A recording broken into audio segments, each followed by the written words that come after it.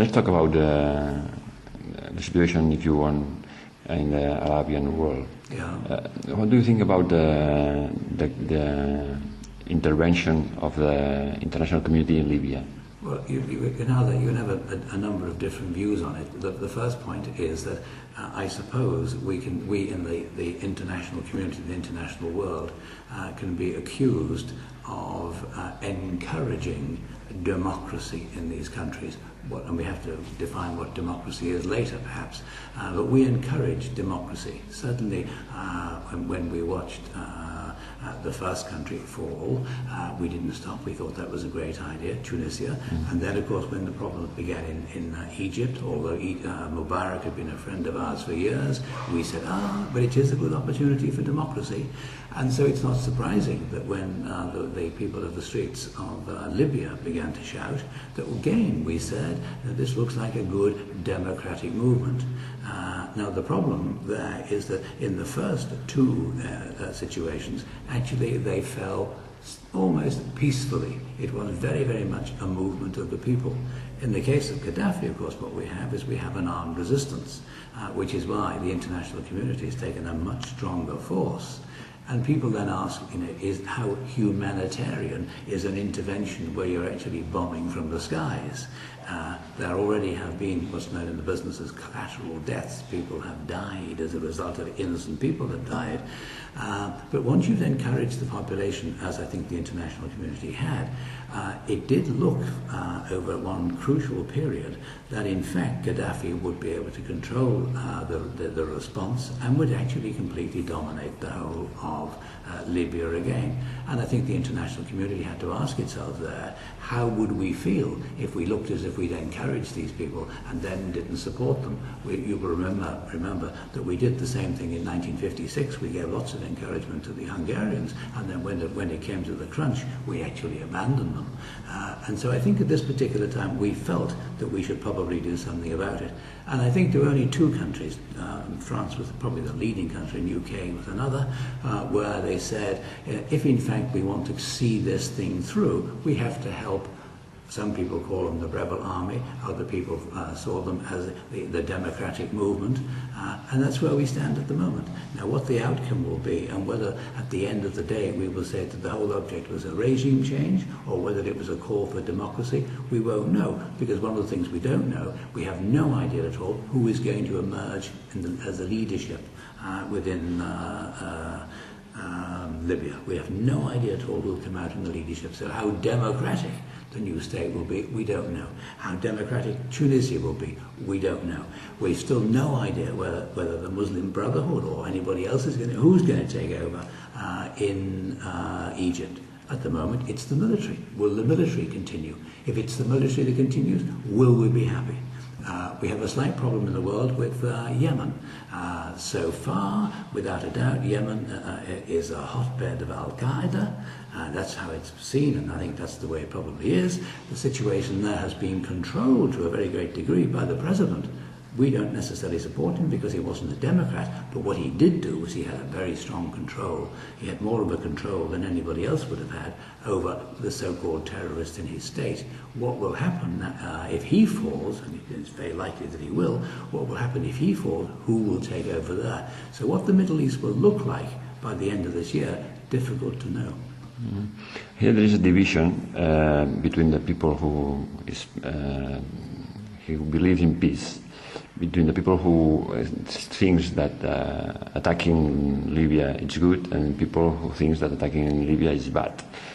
What do you think about it? Well, I think it's whether it's the means to the end is the question. Whether you think that at the end of the day, by bombing Gaddafi's tanks and by making sure that he couldn't fly his aeroplanes, if that saves lives in Benghazi and all the other towns around, then you could say that actually the means justified the end. At the end of the day we will have democracy and we saved lots of civilian lives. And I think we'll find that that was the reason for why people like Obama and indeed NATO and everybody else went in, because they have to justify their own consciences. I mean, that's a fact of life. And I think they will say, at their opinion, it was a humanitarian intervention.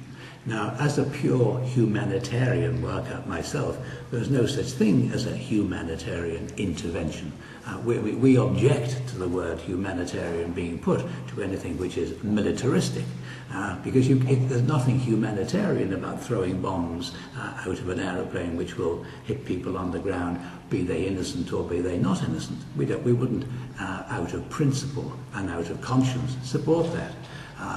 But if in fact at the end of the day it makes life much, much easier for the population, let's just look for a second at Iraq. Iraq has been in a dramatic situation for a number of years. We have to ask ourselves, at the end of the day, will the population of Iraq be happier with no Saddam and Uday Hussein or not? That we still don't know. But whether the military went in for a humanitarian purpose, and some people say they did, regime change and a humanitarian purpose, most of us humanitarians would feel that a militaristic intervention can never, ever be humanitarian. Yeah. But the situation in Iraq and Libya, I think it's very different. Oh, very different, very different. But the point is, what's happened is you can see the link coming all the way through. People are now able to say, yes, but the Libya invasion is only a tiny invasion. It's not like Iraq, because you have a comparison. If we've not had an Iraq, how would we feel about bombing Libya? There was, when in Clinton's era, they bombed the palace of Gaddafi. That wasn't seen as humanitarian in any way, shape or form. The world was very up and against that, and certainly no one would have called that humanitarian. Now we are saying that this might actually be a humanitarian move. Maybe at the end of the day, but I don't think any humanitarian would support a military intervention with a view to changing the situation. Let the people change the situation, not us. Yeah, but when Iraq war, nobody defends the military action there. I mean, in the peace defenders. Huh? But now in Libya, it was quite a surprise, because some people here that always have defended peace said, okay, that's we have to do it. We don't like it, but we have to do it. Yeah, the man was in charge for 42 years, and in 42 years, I mean, he did a lot of damage, and he certainly didn't do a lot of good. And he didn't do a lot of good to his own people, but he certainly interfered on the world stage. I think that's another consideration, that a lot of people want to get rid of him because of some of the decisions that he made, which affected the international situation. For example, in the UK, we had a Libyan embassy situation where a lady policeman in the UK was shot dead on the streets by the Libyans, and we had the Lockerbie bombing of the aeroplane. Now, both of those were put down, rightly or wrongly, I don't know, to Libya. So there's a lot of people who feel that the world will be better off without Gaddafi in power. Another question everyone's going to, where is he going to go? And I think it's the different actuation of the international community in Libya, or in other countries, in South Arabia. That's the point, because people say, okay, we act in Libya, but we act differently in Bahrain or Yemen. No? Yeah, absolutely, and it's for differing reasons. I mean, no one would probably say that the Saudis or the Bahrainis are as oppressive of their people as Gaddafi has been. I think that's probably a fact, but nevertheless, that their regimes are not democratic by any means. And so if we would like a wind of change to go through the Middle East, then we would like to change the regime, presumably in Bahrain and in Saudi Arabia, because they are very oppressive regimes.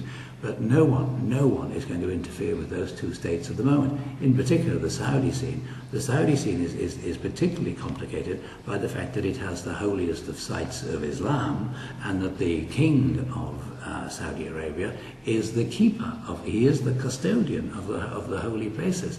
Very difficult to do anything against him without really offending the Arab world, and in particular the more militant of the Muslim world. So we have to accept that some countries will get democratic, as we think, in the first step, and then we have to wait for the others. Oh, I think democracy is a dream for most people and politics is a reality. And the reality is the politicians will say, this we can do, that we can't do. And that's it. It's not good to accept, to say, okay, we accept democracy in Tunisia or Egypt, but we cannot do anything in South Arabia or Bahrain. How can the people accept that? Well, the people have to accept it because, that's the way it's going to be. It may be not what you want and it may not be what I want, but the politics who rule the world, the politicians who rule the world, they know they have an order in their mind, and in their ordered minds, we're not going to touch Saudi Arabia. Perhaps Bahrain we might, but I don't see us touching Saudi Arabia. I don't see that happening at all. But there is, without a doubt, there are perceptions and there are views. And it's very often led by our image of the leader. Do we like him? Do we not like him? Do you know the name of the leader of Bahrain? Do you actually know the name of the king of Saudi Arabia? If I put photographs on the table, could you identify them? You couldn't, probably, with great respect. Nor could I. Nor could I. But Gaddafi, we could. Saddam Hussein, we could. We had them in our mind. We had them as terrorists, as rogues, as people who should be removed. And therefore, we're all happy that they go. All happy. The man from Tunisia, do you remember his name? I don't remember his name. He's gone to actually Ali, but he's gone. Mubarak we know well. But there is an order in people's minds of what you can do and what you can't do. And certainly the politicians dictate what we want. And they're not going to touch the money that Saudi Arabia has got and the oil that Saudi Arabia has got, and they're not going to touch the situation in Bahrain either, in my opinion. Perhaps as democracy goes in Tunisia and Egypt, will affect how all the things will change in other countries. We have to expect how is democracy going on in Tunisia. You're right, but the premise there is that there will be democracy.